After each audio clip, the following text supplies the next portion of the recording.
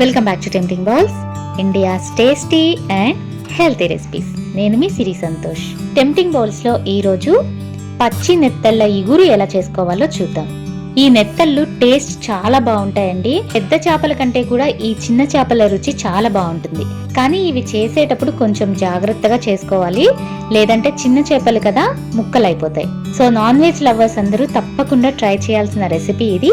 మరి recipe start చేసేద్దామా? ఇక్కడ నేను ఒక 1/2 kg పచ్చి నెత్తళ్ళు క్లీన్ చేసి తీసుకున్నాను. వీటికి తలా తోక తీసేసి రఫ్ గా ఉండే స్టోన్ పైన రబ్ చేస్తే పైన ఉండే పొలుసులు కూడా వచ్చేస్తాయి. తర్వాత 2-3 సార్లు వాష్ చేస్తే సరిపోతుంది. ఇందులో 1/2 teaspoon salt, 1/2 teaspoon పసుపు, కారం, 2 టీ స్పూన్స్ ఆయిల్ వేసి బాగా కలిపి పక్కన పెట్టుకోండి.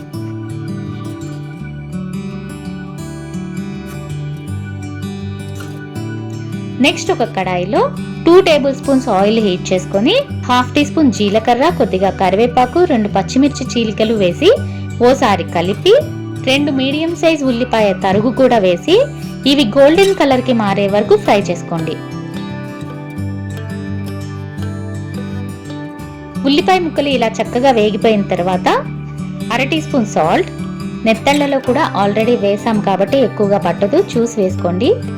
1/2 టీ స్పూన్ పసుపు, 1/2 టీ స్పూన్ కారం, 1 టీ స్పూన్ ధనియాల పొడి, 1/2 teaspoon garam masala, 1 teaspoon అల్లం వెల్లుల్లి పేస్ట్ వేసి ఒక 2-3 నిమిషాలు పచ్చి వాసన పోయే వరకు ఫ్రై చేసుకోండి.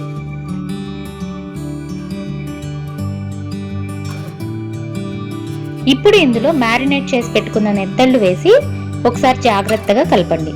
నెత్తళ్ళు వేసిన తర్వాత గరిటెతో ఎక్కువగా కలపకూడదు, చిన్న చేపలు కదా ముక్కలైపోయే ఛాన్సెస్ ఉంటాయి. సో ఇలా పైకి కిందికి టాస్ చేస్తూ కలపాలి. మూత పెట్టి మీడియం ఫ్లేమ్ లో ఒక 4-5 నిమిషాలు అలా మగ్గనివ్వండి. 5 నిమిషాల తర్వాత ఒకసారి కలిపి నీళ్లు పోసి మళ్ళీ మూత పెట్టి మరొక 5 నిమిషాలు మీడియం ఫ్లేమ్ మీదే కుక్ చేసుకోండి.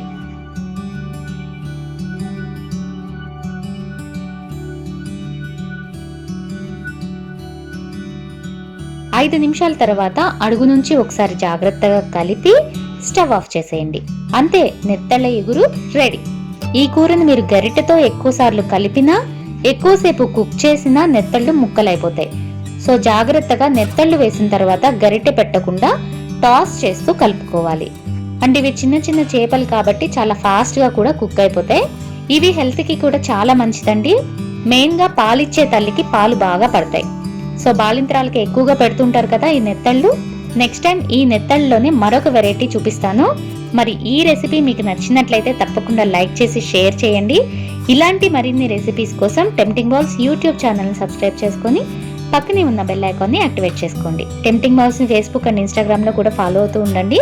మరో మంచి రెసిపీతో రేపు మార్నింగ్ మళ్ళీ కలుద్దాం. అంతవరకు ఈట్ హెల్దీ, స్టే హెల్దీ.